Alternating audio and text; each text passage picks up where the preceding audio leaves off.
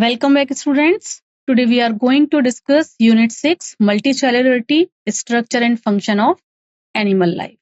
And in this particular unit, today's our topic of discussion is Body Fluid and Circulation, Part 1. But before I start the main content, I would like to inform that the images used in our slides are for education purpose only. We respect intellectual property right of the original creator and owner of these images. If you are the owner of any of the images used in this PPT, have any concern, any issue, please contact us at sathi@iitk.ac.in and we shall remove the images.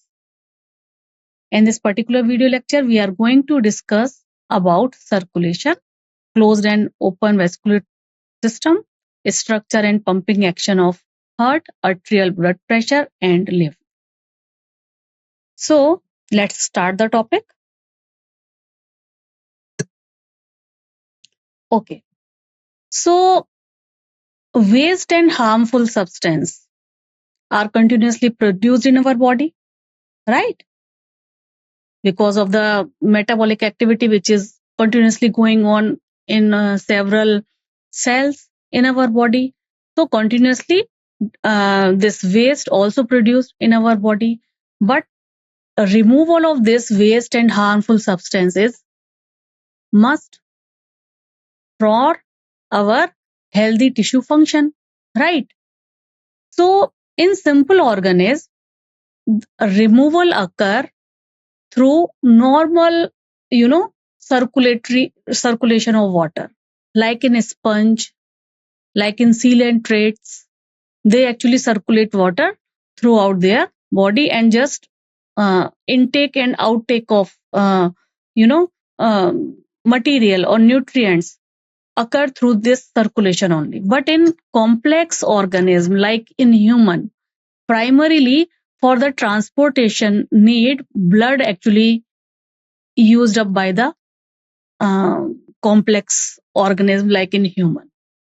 Okay, a part of another material which also help in transporting the different things like nutrients or other components, in which lymph also actually assisting the blood.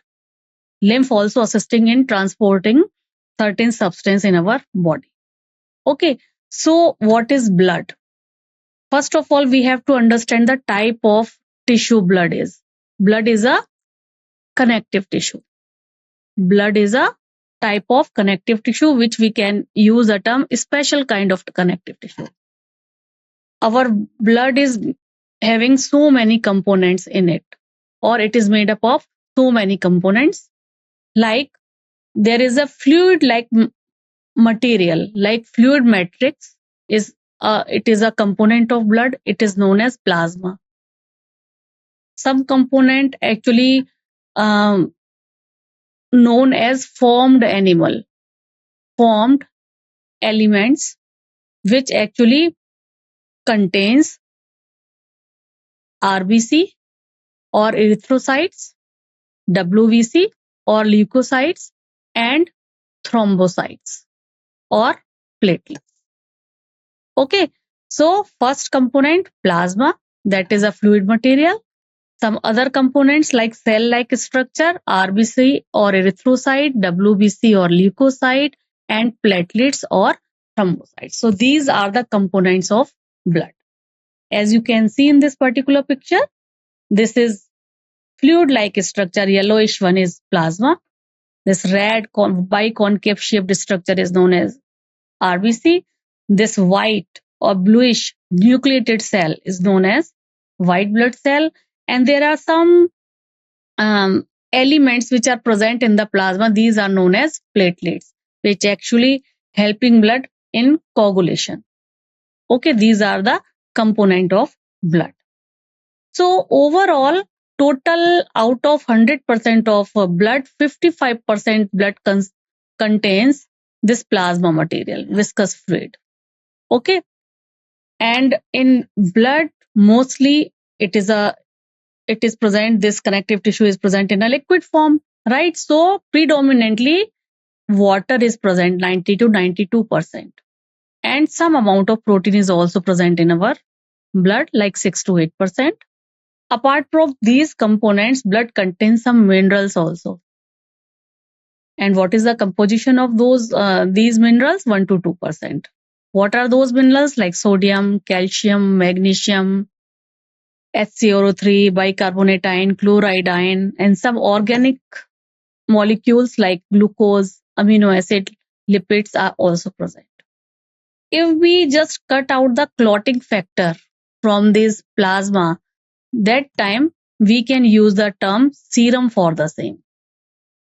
So plasma minus clotting factor, plasma minus clotting factor is equal to serum. Okay, so plasma minus clotting factor is equal to serum. There are 4 components of blood, right? Plasma, RBC, WBC, and platelets, right? So if we cut down that fibrinogen, thrombogen, clotting factors which are present in the plasma, that time we can use the term serum for the same. Okay, so what are those clotting factors? Fibrinogen, as just now I said, fibrinogen, prothrombin. These 2 components are mainly involved in the coagulation reaction or blood clotting. If there is a cut because of any accidental reason, because of knife or anything, if some finger of someone is cut, if he or she punch it for some time, automatically a clot is formed at that cutted site. Why? Because of the presence of this fibrinogen and prothrombin. Okay, so that's why these 2 components needed for blood clotting reaction. Okay, some type of protein molecule, or we can say immunoglobulins, or are also present in the blood, which actually help in the defense mechanism of our body. And what is the composition of this globulin? 2 to 2.5%. A kind of protein known as albumin, it is also present in our blood, which actually help to maintain the osmotic balance of our body. And what is the composition of albumin? 4%. Okay, so these are other constituents present in the plasma. Okay, these are present in the plasma part of blood. Now, formed element, actually these are comprises of RBC, erythrocyte, leukocyte, and platelet. And these all 3 components collectively, if we can say, they provide 45% of the blood composition part. Collectively, RBC, WBC, and platelet. Okay. Now, first part is formed element, erythrocyte or RBC. This is the most abundant one. What is the amount? 5 million to 5.5 million per cubic millimeter. This is the most abundant part of our blood. Where it produce? It produce in the red bone marrow. It doesn't have, as you can see in this particular picture, there is no nucleus. So enucleated, lack of nucleus. Why? Just to provide more space for oxygen binding with hemoglobin. Okay. So mature RBC doesn't have nucleus. What is the shape? Biconcave shape. Size 7.6 micron. Okay, red color comes from the protein type which is known as hemoglobin, which is a iron containing protein. Because of the presence of hemoglobin, RBCs looks like red in color. Okay, and this RBC, this hemoglobin is why there is a need for hemoglobin, because this hemoglobin actually bind with oxygen, which actually required by each and every cell of our body. So this one is crucial for transporting respiratory gases. Respiratory gases means oxygen and carbon dioxide mainly. Okay, what is the lifespan of RBC? This is 120 days. 120 days. Blood bank of our body. Spleen is known as blood bank of our body as well as graveyard of RBC. Spleen. Okay. So these are some important points which normally come in various competitive examination, which if question comes related to RBC topic. Okay. Now, erythropoiesis. Erythropoiesis means formation or production of RBC. So production of RBC occur in the red bone marrow. Red bone marrow. Okay. So initially erythropoietin bone marrow stimulation for RBC production, in which signals actually send signals stimulate to the kidney in the condition that reduce oxygen in the RBC. If oxygen is present in a less amount in the RBC, that time signals sent via this send signal to stimulate kidney. Okay. And that time kidney actually release this erythropoietin serum. Kidney release erythropoietin serum, and then developing of RBC in the bone marrow occur. Okay. And then that's how immediately it will increase the RBC or red blood cell and transport it to the blood supply again. When there is a RBC number of RBC reduced in the body or their oxygen carrying capacity is reduced, that time immediately signal sent to the kidney. In that case, when RBC reduce oxygen carrying capacity, immediately kidney release erythropoietin serum that actually again give the signal to the red bone marrow to develop RBC very quickly. So very quickly RBC develop, and then those developed RBC immediately transported in the blood vessel. This is known as erythropoiesis or red blood cell production. Second type of cell, which is a component of our blood, is known as leukocyte or white blood cell. Okay, these are the pictures of leukocyte. Leukocyte means no color or white in color, so it doesn't have hemoglobin.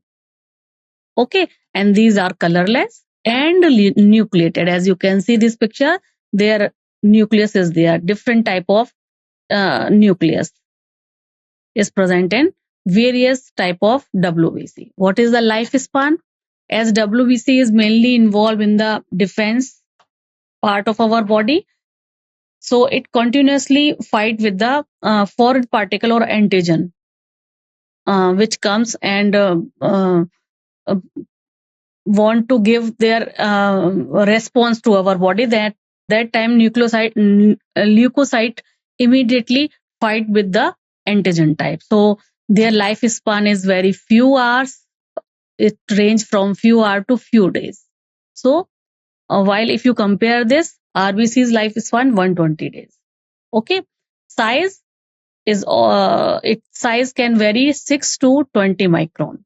Okay, we can further classify white blood cell into two type, granulocyte and agranulocytes.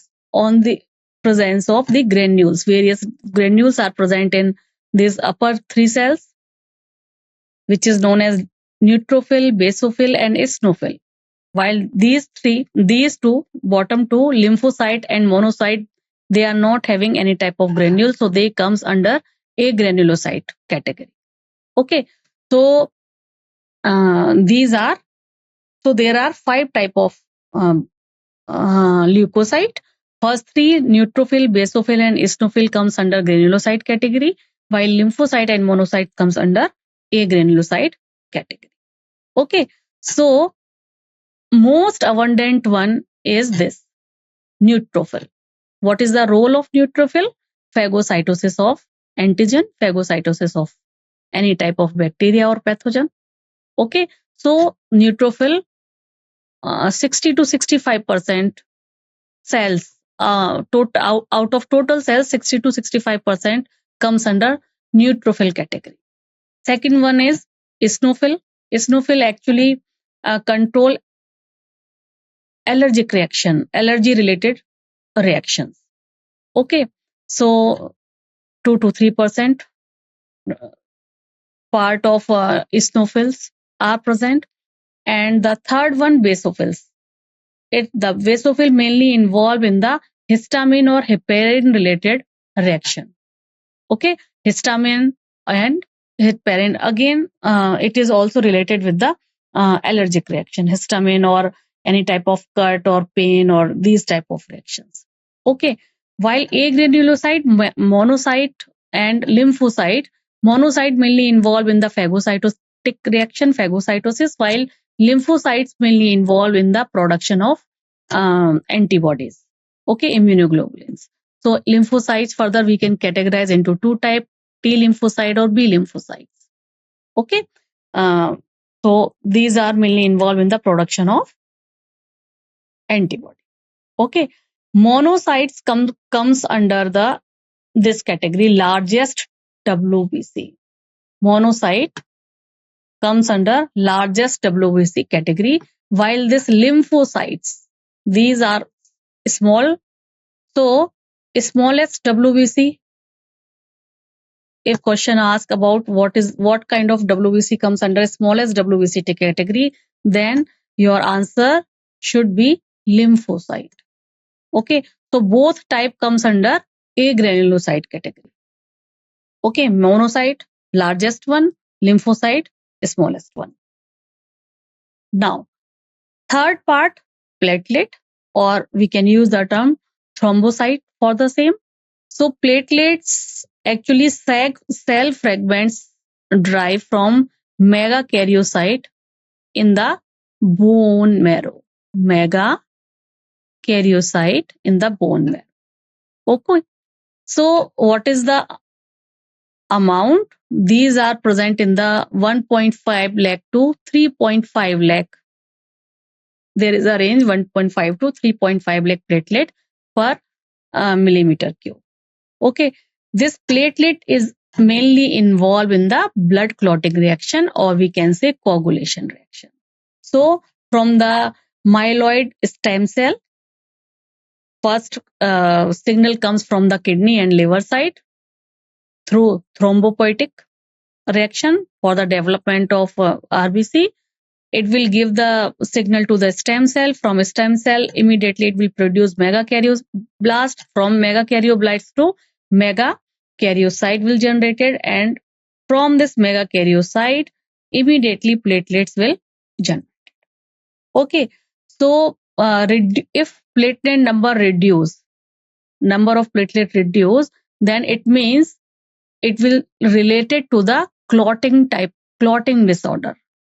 If clotting is not occur on the time, then what will happen? Excessive blood loss occur in that particular case. So platelet count must not be reduced up to this range 1.5 to 3.5. As you can see in dengue, very severely 5th or 6th day platelet count decrease during dengue. Okay, which will further enhance on the 7th day or 10th day. If not, then that time doctors give a specific treatment. Consider it under the dengue syndrome category. Okay, so in that type of disease, it will create a serious issue, because if there is any cut occur in body anywhere, then excessive blood loss occur. So it will cause threat to the life of that particular patient. Okay. Now let's discuss the blood group type. So two widely used blood group system are there, ABO blood group and RH blood group. Okay. So these blood grouping, why there is a need? Because of the if someone need blood because of any accident or because of any reason, blood loss occur in one's body in an individual, that immediately blood transfusion is required. So before transfuse of blood, doctor first of all check the blood group of the donor. Okay, why? To just ensure the compatibility. whether the donor and recipient blood group is same type or not. If blood group is not same type, that time patient's body consider donor's blood as a foreign particle and react accordingly. Okay, so to prevent any adverse reaction, compatibility must check. So ABO blood group, we can classify blood grouping into 4 different type. Group A, based on what is the basis of the criteria? Presence of the antigen type, presence or absence of the antigen type, okay, which is present on the surface of the RBC. So group A, group B, group AB, or group last one, group O. Okay, so on A type blood group, antigen A is present on the surface of this type of individual. Group B, on this type of individual, antigen B is present on the surface of RBC. Group AB, both the type of antigen A and B, both the type of antigen is present on the surface of RBC, while in group O, there is no antigen is present on the type of O blood group individual. Okay, so obviously antibody which is present in the plasma, just opposite to this. If antigen A is present, then anti-B. Antigen B is present for this B group, then anti-A. Here, as both the antigens are present, then none. Here, no antigen is present on the surface, then both the type of antigen is present in the plasma A and B. That's why AB we can use a term AB blood group individual as a universal recipient, because no type of antibody, none type of antibody is present in its plasma. While O, any individual whose blood group comes under O category, it is known as universal donor.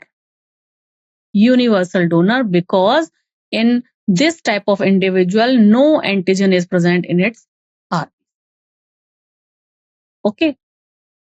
Second type of classification based on the RH factor. Okay, RH antigen similar to it is a specific type of antigen which is once present found in the rhesus monkey's blood. That's why we can use the term RH for the same. It has been observed that on the surface of RBC, some individual are having RH antigen, some are not, but mostly individual are having RH antibody. Those individuals, we can use the term RH positive. All those individuals whose RBC surface doesn't have RH antigen, we can use the term RH negative for the same.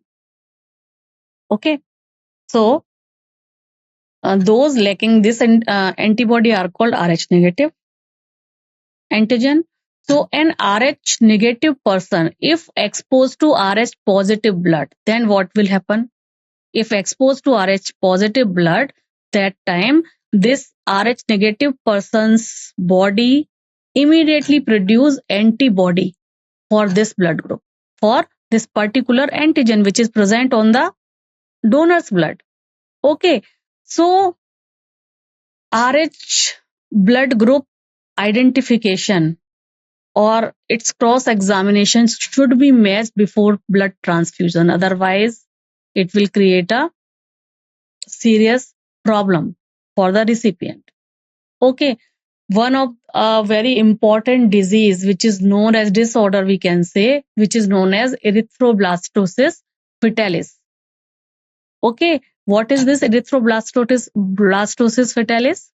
It is a type of anemia in which RBC of the fetus are destroyed in a maternal immune reaction resulting from a blood group incompatibility between fetus and its mother.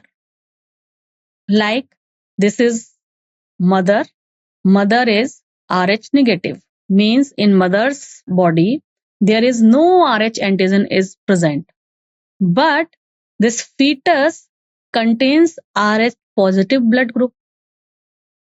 So if somehow, because placenta is there, somehow this Rh blood is released or cross the placenta, then this blood is identified by the mother's body. So mother's immune system immediately produce antibody against this blood, immediately cross the placenta and kill the baby. Okay, so this Rh anti-Rh antibody are produced upon the exposure of fetus Rh antigen. So that time anti-Rh antibody remains in mother's circulation and cross the placenta, and so it will destroy immediately fetus blood cells. So that's why it is known as erythroblastosis fetalis. So this can be avoided by administering anti-Rh antibody immediately to the mother. Immediately means up to 72 hours after the delivery of first child. After the delivery of first child. So if in the second pregnancy or anyhow this cross the placenta, immediately mother's antibody will not react with the fetus. Okay. Now coagulation of blood. Coagulation of blood means prevent excess blood loss by forming clot. Coagulation involve a cascade process initiated by the platelets, release of a factor or tissue factor at the injury site, and this process is actually facilitated by calcium ion, which is also present in the plasma. Okay, so clot composed mainly of fibrin threads, and these fibrin plate threads immediately trap dead and damaged blood elements. Okay, and this fibrin are produced from the inactive fibrinogen in the plasma, which is present in the plasma, by the enzyme known as thrombin. Okay, which is also formed from the prothrombin via enzyme thrombokinase. Okay, so if there is a cut occur because of any accident, then what happened? It will create a cut, then immediately blood vessel get damaged and blood flow started from this particular site. Okay, so this time immediately what happened? There is a triggering of a clotting factor occur at this particular location. So clotting factor actually immediately activate this prothrombin enzyme, which is present in the plasma, into the thrombin, which is an active form. Active form. Oh. Okay, then this active thrombin enzyme convert this fibrinogen, which is also present in the fibrin, into the soluble fibrin into the fibrin. Fibrinogen into the fibrin, which is insoluble in nature. So it will create a kind of net where dead or damaged blood cell get trapped, and this just block that clotting site. Okay, so what is mentioned over here? Formation of platelet plug, where vasoconstrictor limit blood flow and platelet form a sticky plug over here, right? And development of clot occur, where fibrinogen convert into the fibrin by the action of this thrombin. Okay, thrombin initially prothrombin converted into the thrombin, right? This is present as a prothrombin in the blood, which is a proenzyme. Immediately cascade factor convert this prothrombin into the thrombin, then thrombin accelerate the reaction in which fibrinogen, which is present in the soluble form, converted itself into the insoluble form, fibrin, right? So this is how insoluble clot is formed at this particular cut broken location or damaged blood vessel site, and immediately coagulation. Now, lymph, which is a tissue fluid. Okay. So blood, as you know, blood leave a small substance and water in the tissue, and this form tissue fluid. Tissue fluid actually resemble with the plasma, minerals, adding nutrients and the gas exchange. Okay, this lymphatic system gather and return tissue fluid to vein as lymph. Vein as lymph. So this lymph contain immune cells, okay, and nutrients, and this lymph actually immune cells, and this lymph actually responsible for the transportation of fat, hormone and nutrients. As you can see in this particular picture, these are the arteries, arteriole, this is the vein. There is a network of artery and vein, but in between this, there is a tissue fluid, this yellow one. This is known as lymph capillary. Okay, where it will help in the transportation of nutrients, hormone and fat. Okay, now let's discuss circulatory system. So this is all about the blood components. Now let's discuss the circulatory system. Circulatory system are of two types: open circulatory system and closed circulatory system. Open circulatory system are found in arthropods and mollusks, where blood is pumped by the heart into the large vessel that lead to the open space or cavity within the body called sinuses. We can use the term sinuses for the same. Okay, and in this open circulatory system, exchange of substance occur directly between the blood and tissue.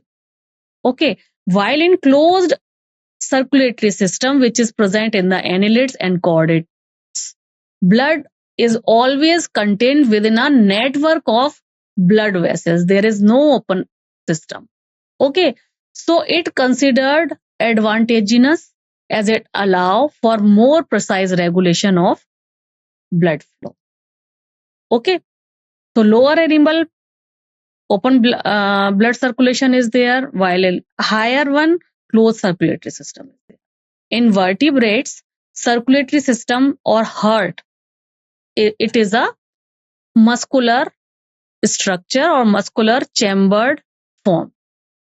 As you can see, if we discuss all the chordates, so from fish onwards, fish is having two-chambered heart, containing an atrium and a ventricle, Amphibian and most reptiles, they are having three-chambered heart, two atria, one and two atria and one ventricle in amphibian.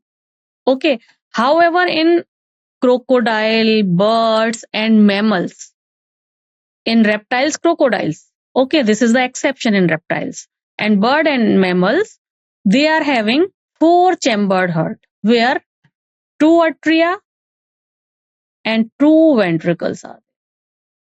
Two atria and two ventricles are. Okay, but overall, all vertebrates have heart for the pumping in the oxygenated blood and circulation of oxygenated and deoxygenated. Okay, so if we discuss about the circulation pattern, then in fish, heart pump deoxygenated blood to the gills. Okay, to the gills for the oxygenation purpose. They are having gills.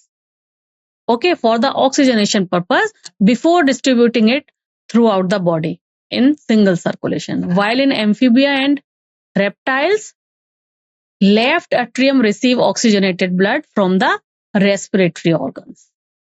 Okay, so left atrium receive oxygenated blood from the respiratory organ in amphibia and reptiles. Okay, while right atrium receive deoxygenated blood from the body in amphibia and reptiles.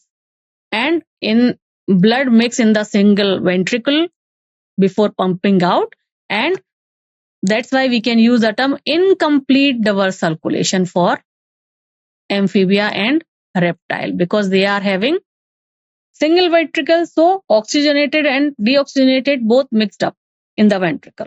So incomplete diverse circulation. So this is all about the today's video lecture, which is related to circulatory system, in which we have studied about the blood, their components, and type of circulatory system present in the different type of discussed examples. I hope most of the things has been cleared.